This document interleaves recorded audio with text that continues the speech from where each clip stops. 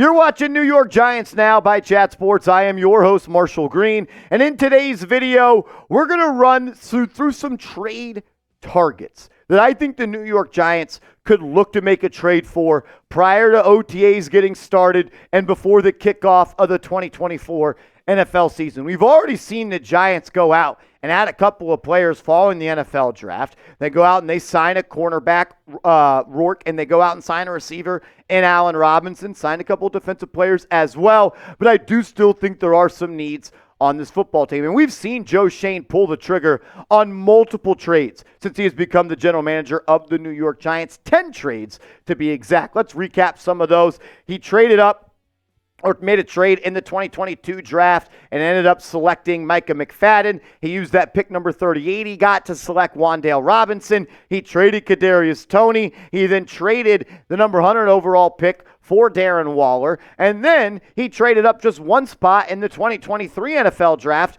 to move up and select Deonte Banks. Then, and later in the 2023 draft, day 2, he trades up to go and get Jalen Hyatt. Prior to the season starting in August, he trades for Isaiah Simmons. He also trades for Boogie Basham. 2 trades right there. Kind of the similar line of thinking I'm thinking about. Players that are solid, have some upside, and maybe worth the squeeze for the Giants to make a trade for. Isaiah Simmons and Boogie Basham are why we are making today's video. You also traded Leonard Williams to the Seattle Seahawks, and you made a blockbuster deal for Brian Burns. If there were 3 position groups that I think the Giants should make trades for, we all know they need a better quarterback. We don't need to talk about that today. I need to make a trade for a cornerback. I'm very worried about the CB2 on the opposite side of the field from Deonte Banks. I also think you could use another defensive tackle to pair along with Dexter Lawrence. I think Raheem Nunez-Roches is solid. I think DJ Davidson and Jordan Riley have some potential, but I think you could use another player that's already produced a little bit in this league. And then, if there was a third position, I think it would be the offensive line. What do you think, though? What's the biggest need via trade for this team? Is it that CB2? Is it another interior defensive lineman? Or is it the offensive line? I want to hear from all of you, real ones, down in the comment section. If I could only make one trade, heck, if I could make any move for the Giants this offseason until preseason gets started, it's CB2 for me. I believe in Deonte Banks, but he played like a rookie at times because he was a rookie. Had some really good moments, had some not so good moments. But I think adding a player that's had success in this league and a guy that's a veteran could really just help the growth of Deonte Banks. I think sometimes you can kind of rig the development of a player by putting a veteran player and a vet that they can look to at that position group and show them the ropes and teach them how to be a great player in this league. I like Nick McCloud in the slot. I don't like Nick McCloud on the outside. I don't know if Cordell Flott is an NFL corner down in and down out. Trey Hawkins showed me he wasn't ready for the National Football League last year. David Long Jr., he's on a veteran minimum deal. Andrew Phillips, great third-round pick on paper. Is he ready to produce? Joe Schoen called him a slot corner. Aaron Robinson hasn't played in 2 years. Darnay Holmes was almost cut the last 2 years. And Thomas Oliver, not getting much from him. And Hayes, you're not getting much from him. So I think the Giants should go out and make a move for a CB2. We put a video out on the channel yesterday breaking down the idea of the New York Giants trading for Marshon Lattimore. A lot of people are like, Marshall, why would the Saints trade Marshon Lattimore? How about you just Google Marshon Lattimore and you will see 1,000 articles talking about why the Saints should do it. They're in salary cap hell. They drafted Kool-Aid McKinstry. They have Paulson Adebo. They still have Alontae Taylor. They have a lot of good young players there. And also, they restructured his contract to make it more trade-friendly. Do I think he gets traded? I don't know. Am I going to be shocked? No, because I have heard from people that cover the New Orleans Saints that say it is likely that Marshon Lattimore could be traded. He would be my number 1 trade target for the New York Giants. We did a whole video on Lattimore. You can go check him out on the channel. Let's talk about another player I could see the Giants looking to go make a trade for, and that is cornerback Ambry Thomas from the San Francisco 49ers. He was a third-round pick in the 2021 NFL draft. But San Francisco has good depth at that corner spot. He played really well in 2021 as a rookie down the stretch. Didn't play all that much in 2022. He was injured. And then in 2023, once he started out of the bye week, the 49ers defense hit another gear with him starting. Then he was bad in the playoffs, and he eventually got benched in the Super Bowl. The Niners, they also go out and add some more depth to that position by going out and signing veteran corner Rock Ya-Sin. I went around and I asked everybody at Chat Sports to give me a player as a position of corner, D-tackle, and offensive lineman that you think your team could be traded.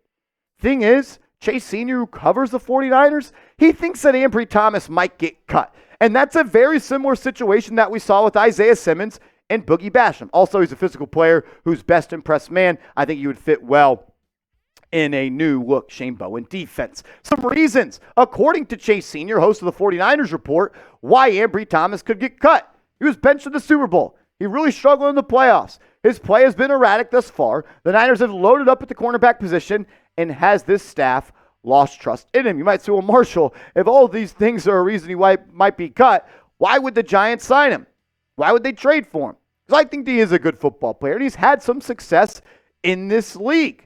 You look at what he did his rookie year. He was really, really good, and he really fueled the 49ers as they made that late season push and had some success. He also was really good in 2023 following the bye week. He honestly was able to give the 49ers another corner on that team that could help them cover and raise their floor as a defense. And he's also graded out pretty well by Pro Football Focus. One of the things that I really like about Ambry Thomas is his physicality and his not being scared mindset to come up and stop the run. We all know Shane Bowen likes to run a defense with a lot of DBs on the floor. He likes to operate out of the nickel personnel package, but more importantly, the dime personnel package. He ran dime 24% of the time in 2023. That's the second highest rank in the NFL last year. And when you run dime coverage, you got 6 DBs on the field. So, yeah. You're going to need DBs that can tackle. Thomas can do that, and I also think he has pretty good coverage skills, graded out at a 70.5 last year by PFF. He could play on the opposite boundary of Deonte Banks. I think it makes a lot of sense. I asked Chase Sr., what do you think it would cost for the Giants to trade for Ambry Thomas? He said, if you give us a 5th, we'll give you a goodie basket for him as well, but most likely a 6th or a 7th or maybe a late round day 3 pick swap. If a trade does happen, we're going to break it down on this channel. Your home for all things New York Football Giants all year long. We put out free, informative, entertaining updates every day on the Giants, and we're almost to our goal of 48,000 subscribers this offseason. So if you want to help some kids, some dudes, some Giants fans reach their goal, hit that sub button and let's go Big Blue. I asked Mitchell Renz of the Las Vegas Raiders report, was there a player at the defensive tackle position that he could see Las Vegas trading? And he said Byron Young could be that guy. These are graphics that I literally pulled from his show. So these aren't what I have to say. This is what Mitchell Renz says, who covers the Raiders report, the #1 Raiders show in the world. So the Raiders signed Christian Wilkins, John Jenkins, and Adam Butler this offseason. Renz told me that he is not sure if Byron Young makes the 53-man roster. Very similar to Isaiah Simmons, very similar to Boogie Basham. He said he should still have some value considering he was a 3rd-round pick last year and an Alabama product. Some financial things when it comes to a trade. If Byron Young is traded by the Raiders, Las Vegas would save $446,000 in 2024 and then eat $842K for the remainder of his contract. I asked him, Mitch, what do you think the price point would be to trade for Byron Young? He said a 7th-round pick. And we've seen Joe Schoen pull the trigger on a trade like that with Simmons and Basham. If there's a player I'm willing to invest in, it's Byron Young. Pretty much a rookie. 3rd-round pick out of Alabama. 6'3" 3/8", 294 pounds. 3rd-round pick. Didn't play much this past year, only 4 tackles. And I asked him, Mitch, but what's the overall reason Byron Young might get traded? The old regime was the regime who drafted him with Ziegler and McDaniels. This is a new front office. This is a new coaching staff with Antonio Pierce. He just doesn't think that he is a part of their vision, and he could be on the trading block. Since he only had 4 tackles last year in his rookie season, I think going and looking at his college stats make a lot of sense here. Well, this isn't someone that's going to change life for the New York Giants, but it gives them depth at a position of need. Guy was drafted in the 3rd round. He's got potential. He's got juice. He's got talent. 130 tackles in 45 games played for the Crimson Tide, 20 tackles for loss, north of 7 sacks. He can be someone that helps the Giants' defensive line that, quite frankly, outside of Dexter Lawrence, I am not all that confident. I like Rakeem Nunez-Roches, but I like him more as a rotational player instead of a down-in, down-out starter. I like DJ Davidson, but he's young and unproven. I think Jordan Riley's got potential rotational player upside in this league, but we don't know that for sure. Jordan Phillips was someone that Buffalo Bills fans were begging for him to leave the Bills, so I don't know how good he is.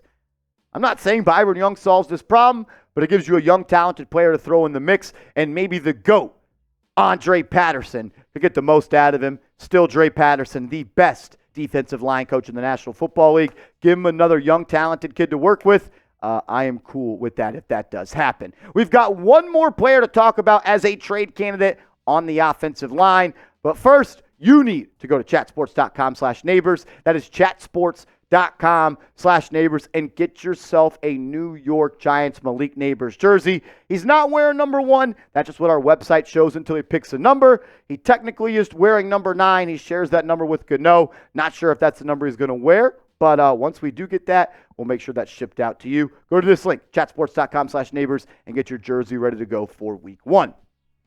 I talked to Jeremy Chuggs, the host of our Houston Texans show here at Chat Sports, and I said, what's the offensive lineman? As I looked at their depth chart and said, who's a guy you think the Texans could trade? And he told me Kenyon Green, who was a former first-round pick, number 15th overall in 2022 out of Texas A&M. And I said, why would the Texans trade him? He said, well, he got injured after his rookie season. The Texans also put some more resources into the offensive line, drafted Juice Scruggs in 2023, and he said Scruggs is likely to beat out Kenyon Green for that starting guard spot. I said, how much would it cost to trade him? He said a 4th, 5th, or 6th form, or maybe one of those trades where the Giants trade a 6 for Kenyon Green and they get Green as 7th round pick. But I said, is that really the reason you're going to trade him, just because you draft Juice Scruggs? And he said, no. He's just kind of fallen out of favor, and like we talked about with the Raiders, new regime, new head coach, new general manager compared to the guys that drafted him. And you look at the Texans' offensive line depth chart, there's rumors that they want to move Titus Howard from right tackle to left guard and start Blake Fisher, the rookie, at that right tackle position. So you got Laramie Tunsil, Howard, Scruggs, Mason, and Fisher, and there you see at the bottom, your backup left guard is Kenyon Green. This is a guy that I still think has some ability in this league. He got drafted in the 1st round, number 15th overall. I would be a fan of trading a late round pick to go out and make a trade for him, because you look at the Giants' offensive line and where they sit. We all love Ambry Thomas. I'm a little curious to see how well John Running's going to play, but he is your starting guard as he came in on a 3 or $30 million deal. Hopefully John Michael Schmitz can cement himself as a starting center of this team for the foreseeable future. Jermaine Illuminor, you sign him in free agency. We told you that was going to happen. He could play right guard and he could play right tackle. But if Evan Neal struggles, he's going to be benched. Jermaine Illuminor will bounce out to right tackle, and then it's either Aaron Stinney, Joshua Zudu at right guard, and your backup center is Austin Schlottman.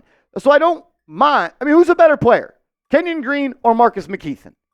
I wouldn't mind going out and making a trade for Green, mainly because I believe in the development skills that the Giants' new offensive line coach, Carmen Bracillo, has. We've seen him take some young players. So I'm turning Jermaine Illuminor into a really good offensive lineman. Best years of his career lined up with Bracillo. Bracillo was hired because of the teacher and the way that he's able to develop young players. Give him a 1st-round pick that went number 15th overall, just 2 years removed, and let's see if he can develop him into a quality starter or maybe just a quality backup that can play left guard or right guard. I would make the move, but I'm not the guy calling the shots. Grade the Giants' offensive line for me. Go out and you sign Jermaine Illuminor. You go out and you sign John Runman, Schlottman, Stinney. Make a couple of other moves. He had 85 sacks last year. Worst O-line in the league. Where are they at right now? I think it all depends on how Evan Neal's going to play. And I'm not so sure it's going to be good. Kind of lost faith in him after the burger flipping comment. But what do you think? A, B, C, D, or F? And make sure to give me a follow on social media. I'm on Twitter. I'm on Instagram at @MarshallGreen_. Hit me up over there so my boss can stop telling me that I have a shitty social media presence.